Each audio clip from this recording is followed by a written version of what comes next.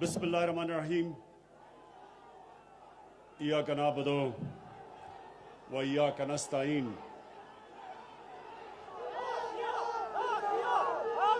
जनाब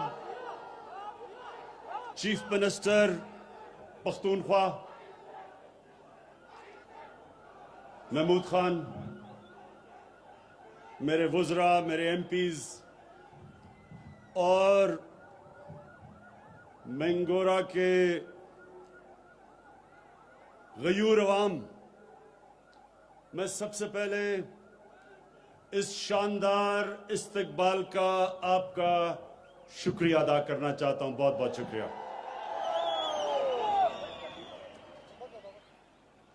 मैं महमूद खान को आज खास मुबारक देना चाहता हूं दो चीजों की। एक कि जो आज सुबह मुझे इन्होंने गबीन जब्बा का दौरा करवाया, जो एक नई टूरिज्म के लिए जगह बना रहे हैं। महमूद खान, मैं आपको इसलिए मुबारक देना चाहता हूं कि इंशाअल्लाह स्वाद बिल्कुल बदलने वाला है।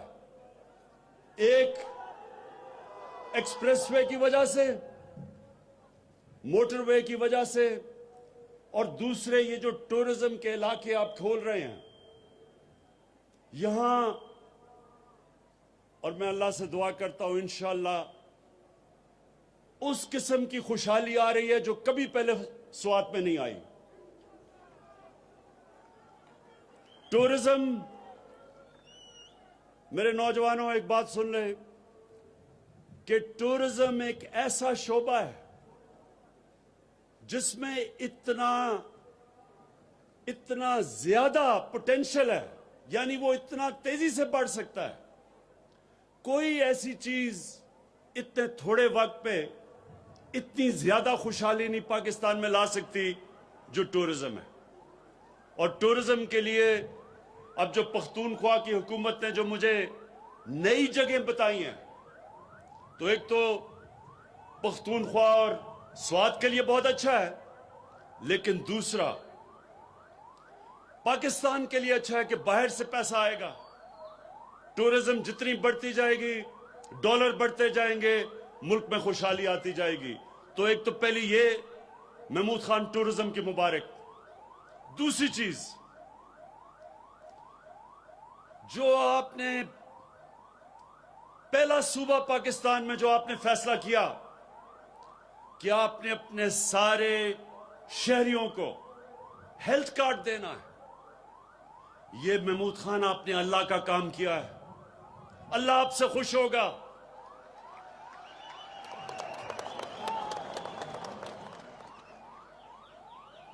मेरे नौजवानों, एक प्राइम मिनिस्टर अपनी अवाम का बाप की तरह होता है, और बाप अपने बच्चों की तरबियत करता है। तो मैं आप सबको आज एक चीज बताना चाहता हूं कि जब आप नमाज पढ़ते हैं तो आप अल्लाह से एक चीज मांगते हैं कि अल्लाह मुझे उनके रास्ते पे लगा जिनको तूने नेमतें बख्शी, उनके नहीं जो गलत रास्ते पे चले गए। नौजवानों, मेरी बात सुन लें।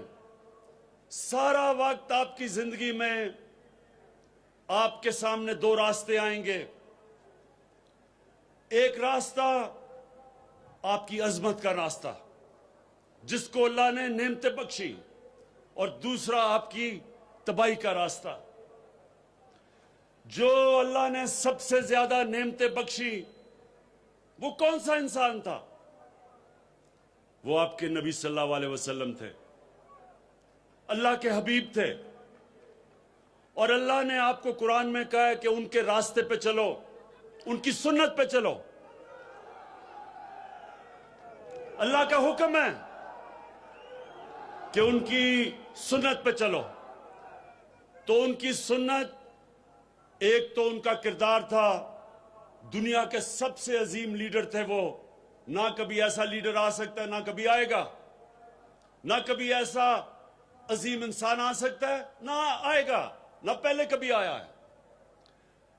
और दूसरी उनकी सुन्नत मदीना की रियासत थी, और मदीना की रियासत में दो चीजें थी। सबसे पहले इंसानियत का निजाम था, और दूसरा कानून की बालादस्ती थी। कानून के सामने सब एक बराबर थे। और वो मदीना की रियासत की वजह से, उस मॉडल से मुसलमानों ने कई सदियों तक दुनिया की इमामत की। तो आज हम जो पाकिस्तान बना रहे हैं वो मदीना के रियासत के असूलों पे, सबसे पहला असूल इंसानियत का। और जो महमूद खान आपने फैसला किया कि सारे पख्तूनख्वा के लोगों को आप हेल्थ कार्ड देंगे, हेल्थ इंश्योरेंस देंगे, यानी 10 लाख रुपया एक खानदान के पास होगा।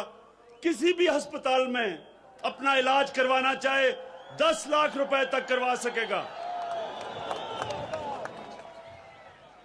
ये इतनी बड़ी नेमत है नौजवानों, ये इतनी बड़ी नेमत है।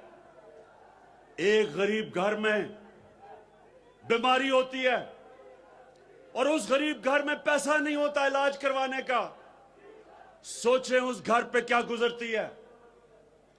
वो बेचारे कर्जे लेते हैं, घर मकरूज हो जाता है, अपने करीबी बच्चों को, मां बाप के इलाज करवाते करवाते घर कब कर्जों में चल जाता है।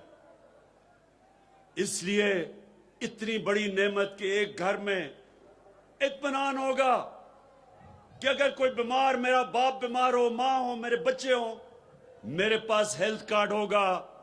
किसी भी अस्पताल में, गवर्नमेंट का अस्पताल या प्राइवेट हॉस्पिटल, किसी भी अस्पताल में जाके मैं इलाज करवा सकूंगा। मुबारक देता हूं मैं आपको, महमूद खान और पख्तूनख्वा के लोगों को। और इसके साथ साथ इंशाअल्लाह जो और हम चीजें कर रहे हैं, जो नया पाकिस्तान हाउसिंग, ये पहली दफा पाकिस्तान में होगा कि गवर्नमेंट ऐसे घर बनाएगी कि गरीब आदमी किस्तों में घर खरीद सकता है। जो वो किराया देता है उस किराए की जगह वो किस्तें देगा और उसका अपना घर हो जाएगा।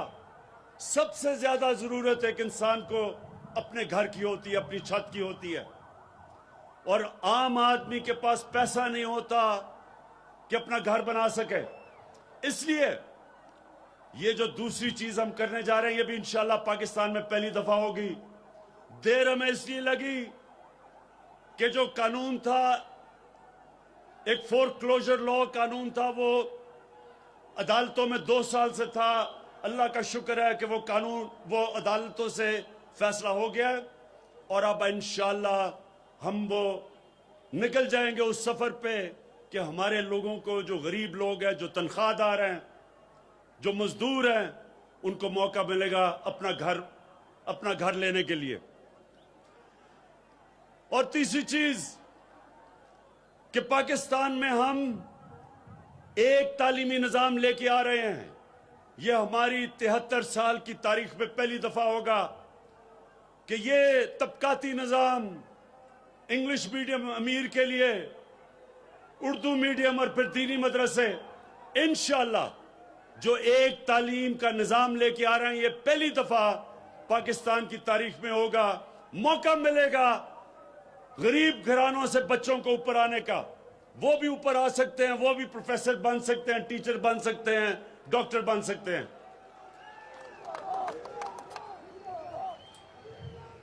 और इंशाअल्लाह जो चौथी चीज है, कानून पख्तूनख्वा में भी पास हो गया है और अब पंजाब में भी, कि जो केसेस अदालतों में लगते हैं वो 1 साल के अंदर वो केस का फैसला होना पड़ेगा। जो हमने नया सिविल प्रोसीजर एक्ट पास किया है, 1 साल से ज्यादा केस नहीं जाएगा।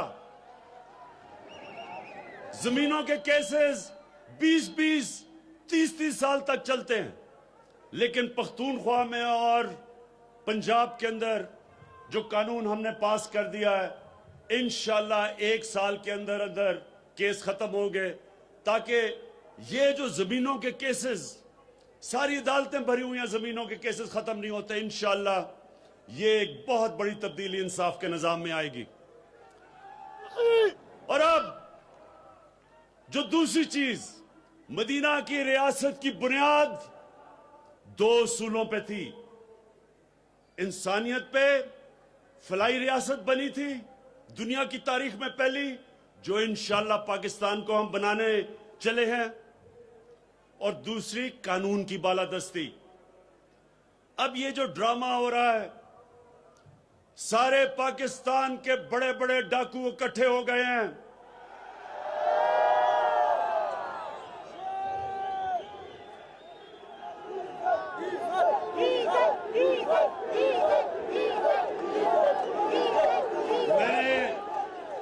मैंने सारे पाकिस्तान के डाकुओं का नाम लिए, डीजल का नाम नहीं लिया। सब इकट्ठे हो गए हैं। अच्छा, अब ये चाह क्या रहे हैं? ये सुने, ये क्या चाह रहे हैं मेरे से? ये क्या चाह रहे हैं?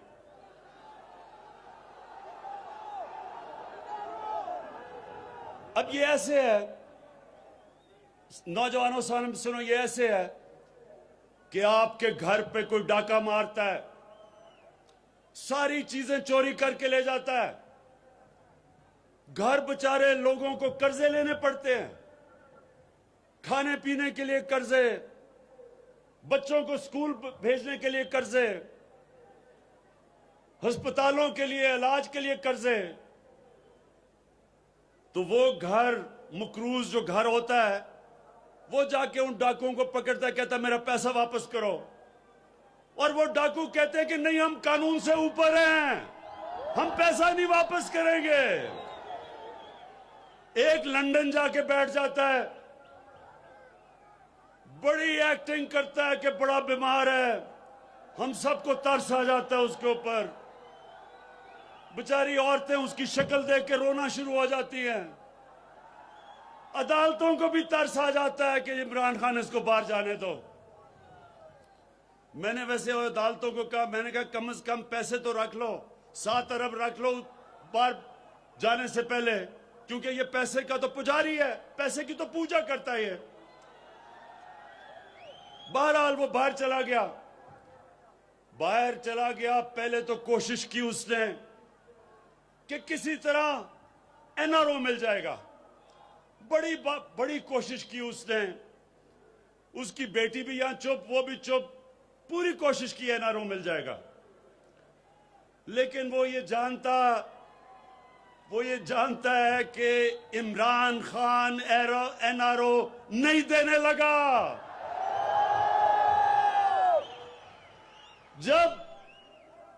जब उसको ये इल्म हो गया कि अब जो मर्जी ब्लैकमेल करे, इमरान खान एनआरओ नहीं देगा, उसने जो अब गेम शुरू किया बाहर बैठ के,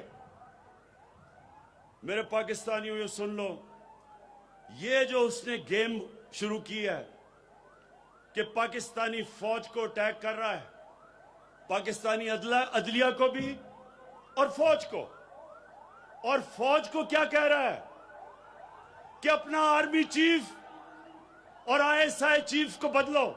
यानी कि फौज को कह रहा है कि बगावत करो, अपना पैसा बचाने के लिए लंदन में बैठ के फौज को कह रहा है कि बगावत करो आर्मी चीफ के खिलाफ।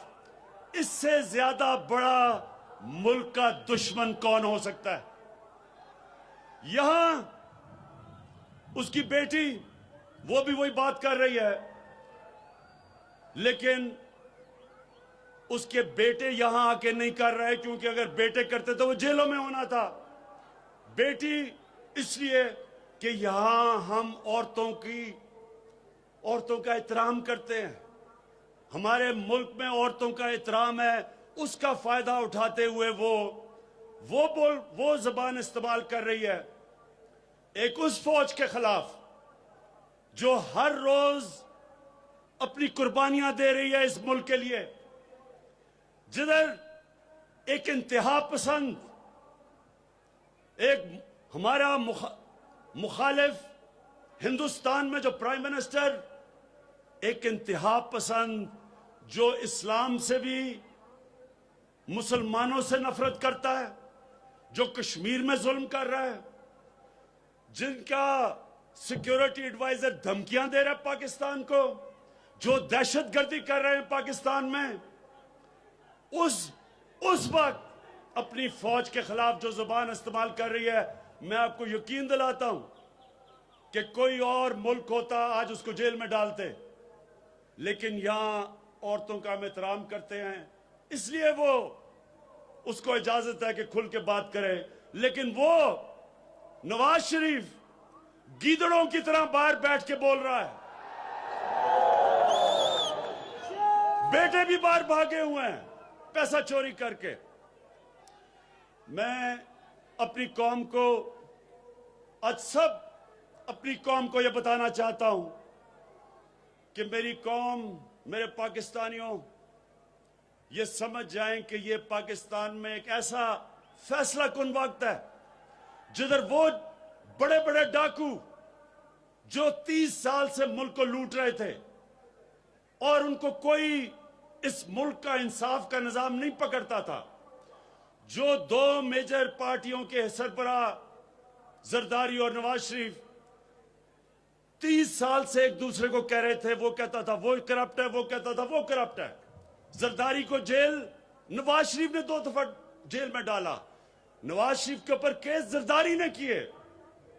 आज दोनों इकट्ठे होके मेरे से एनआरओ मांग रहे हैं और ये पैगाम दे रहे हैं पाकिस्तान को कि ये कोई खास अल्लाह की मखलूक है जो कानून से ऊपर है। कानून की बालादस्ती का मतलब सब कानून के सामने एक बराबर है।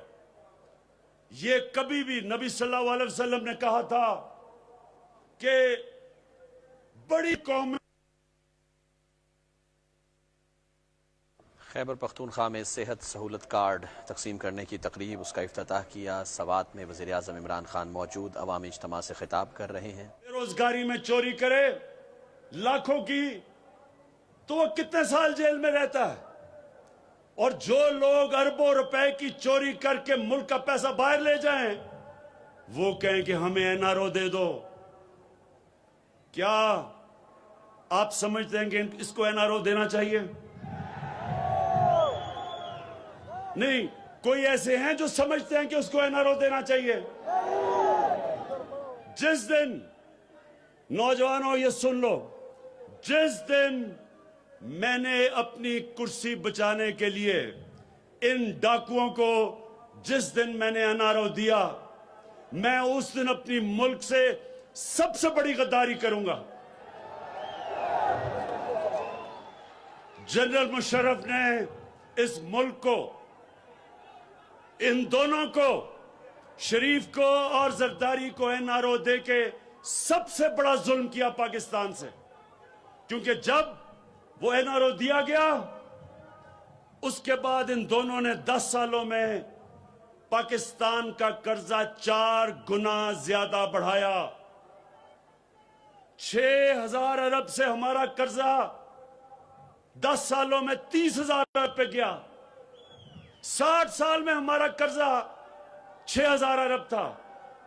उस एनआरओ की वजह से हमारा कर्जा 30,000 अरब पे गया, जो आज हमें बोझ उठाना पड़ रहा है इनकी चोरी का। इसलिए पाकिस्तान के लोगों, ये समझ जाओ कि ये मुल्क तरक्की तब करेगा जब इस मुल्क में कानून की बालादस्ती होगी और पाकिस्तान एक फलाई रियासत बनेगा, जो कायदे आजम और इल्लामा इकबाल का ख्वाब था। और इंशाअल्लाह मेरा ये वादा है कि मैंने पूरी तरह अपना पूरा जोर लगाऊंगा अपना जोर लगा रहा हूं ये दो चीजों को करने के लिए, एक पाकिस्तान को फलाई रियासत बनाने के लिए और दूसरा पाकिस्तान के अंदर कानून की बालादस्ती कायम करने के लिए। मैं आखिर में आपका फिर से शुक्रिया अदा करता हूं। स्वात के लोगों, मलाकंड के लोगों, हमेशा आपने मेरी हौसला अफजाई की। आपका बहुत बहुत शुक्रिया। सवात में वज़ीर-ए-आज़म इमरान खान अवामी इज्तिमा से खिताब कर रहे थे। उनका यह कहना था कि किसी सूरत भी इंसाफ की फराहमी पर किसी किस्म का कोई कॉम्प्रोमाइज़ नहीं होगा। हमारे मुल्क में औरतों का एहतराम किया